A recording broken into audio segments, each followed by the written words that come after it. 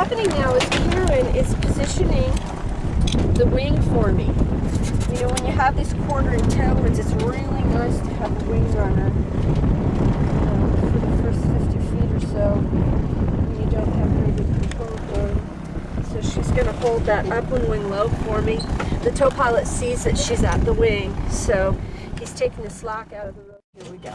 So back at the rudder means go. I'm going to start with full right rudder. Start with my stick at neutral. When I feel the elevator start to take effect, I mean the ailerons, both actually, I'll bring in the crosswind correction. Keeping my nose aimed at the tow plane, left wing a little low, let it get airborne. And now I'm going to shift tactics for the crosswind. I'm going to crab. And you can see the tow pilot's doing the same thing. Once we get down at the end of the runway, the tow pilot's going to make a very low turn to the left, and I'm going to ride on the outside of the turn while he does that. Now at this point, I got 100 feet. If we had a rope break right now, I could turn left and land right back on the runway into the wind. Pretty cool, huh? So why are you on the outside of his turn? Because he wants, it's more comfortable for me to ride on the outside than straight behind him, or definitely not on the inside. Okay.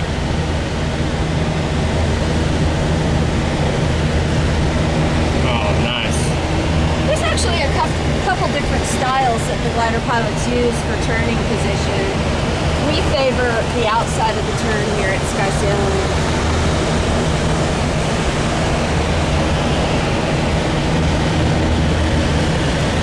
So right now, you're just kind of trying to keep right behind his rudder. Yeah, so what I'm doing now is I'm using the rudder, I'm fine-tuning using the rudder to aim the nose of the glider precisely at his tail. And I'm holding his horizontal stabilizer and elevator at the top of his flaps. On top of his From my perspective, that's how it looks. That's how I gauge whether I'm in the right position or not. You know, if I start to come down a little too low, it looks like that, more towards the leading edge, and that's not correct. Or if I ride too high, it goes below the trailing edge. Now see, I'm letting him get ahead of me, and again, I'm riding on the outside of the turn. So what I'm doing is I'm holding right rudder to keep the nose aimed about 30 feet from his high wingtip, and I'm holding a shallower bank than he is to follow him along. If I were to match his bank, I would overtake it because my wingspan's longer. I'm moving with him. The best way to fly on tow is just to fly as tight, so tight that it's like you're his tail section. Now because the rope is attached at the underside of the nose of the glider's nose wants to pitch up continuously when you're on tow, and you can't trim it out. Now the fact that I put ballast in the nose helps me a little. I don't have to hold as much forward stick as I would if I hadn't put ballast in.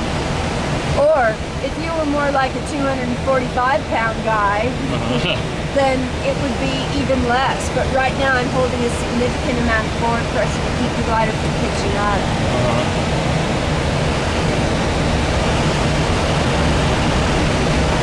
If you're interested in flying on tow a little bit, I would start you out with just controlling the rudder and keeping your nose right on his tail.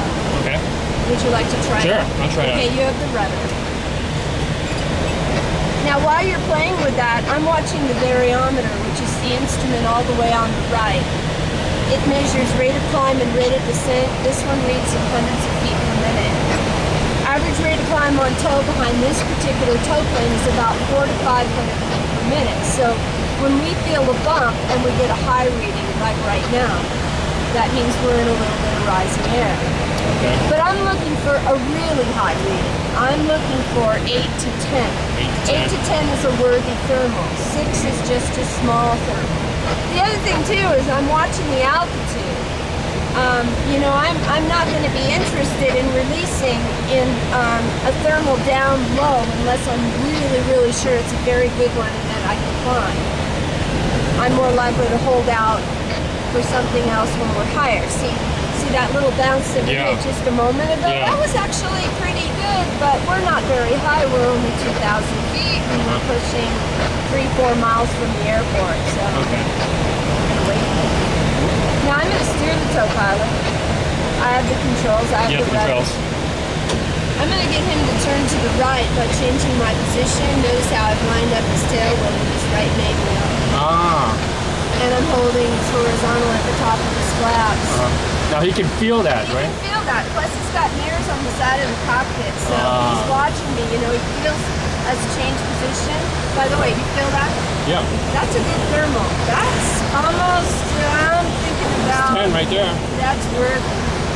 So we're gonna hold him in this turn for a moment. I want you to be ready to pull the release, okay? Okay. But we're gonna wait a second. Pull now. Thank you. We turn to the right, he turns to the left. And I'm going to thermal. So I've slowed the glider down to an appropriate minimum sink speed for a steep bank, which of course is going to be a little bit higher than minimum sink for straight glide. And I'm feeling the need for some trim, so I'm going to ask you to pull the trim handle back 1 notch. Back 1 notch. Okay, and we'll see how that feels.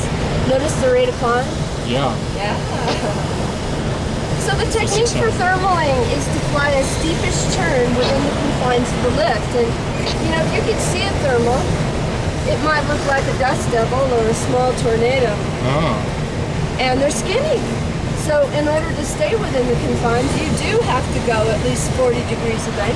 The other thing, too, is that the center of the thermal has the strongest lift, the core.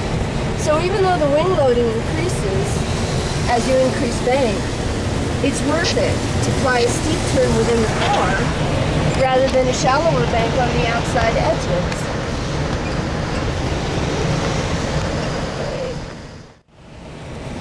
And I have a feeling that if I change directions and circle to the left, I'd do even better because we keep getting a really good shove from that side. But I'm going to stick with this until we're a little higher. So, pretty much what I'm doing is I'm holding just enough back pressure to maintain the horizon position that I have right now. So if you look at where the horizon is with respect to that pitot tube out there, that's how I'm gauging my airspeed.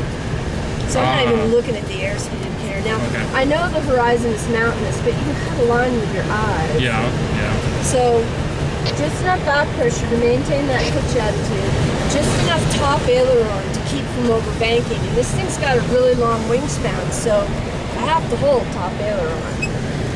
And then I'm flying the rudder to my aileron position. And I can tell whether we're coordinated or not by feel. Ordinarily, we'd be looking at that piece of yarn, but it's wrapped around the pitot tube. But that's okay. I can feel the coordination. You feel by the seat, right? See your pants. Yeah.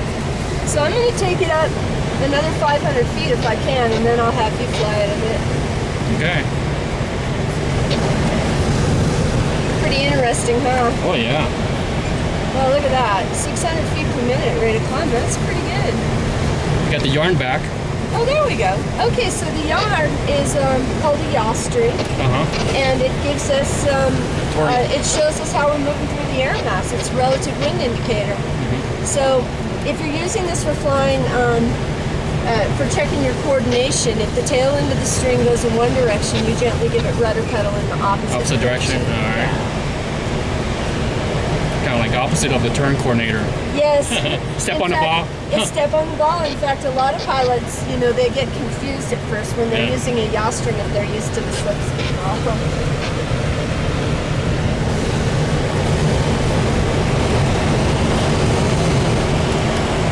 Good soaring day. What is it? Kind of hazy out. Now I'm going to ask you to go ahead and put the trim handle all the way forward. Forward? Yeah.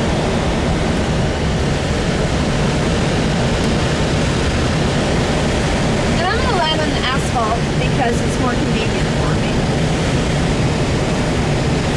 But notice that the dirt landing area is so wide that if the crosswind were really fierce, I could land diagonally or use this runway that we're flying over right now.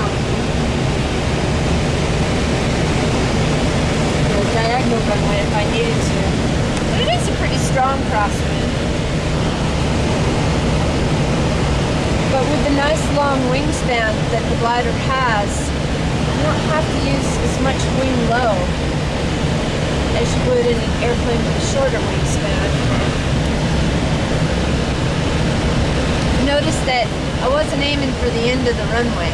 I got a touchdown fairly close to where I want to stop because the glider's only going to roll so far. Okay, so now I'm going to shift tactics and put the glider into a side slope to finish out.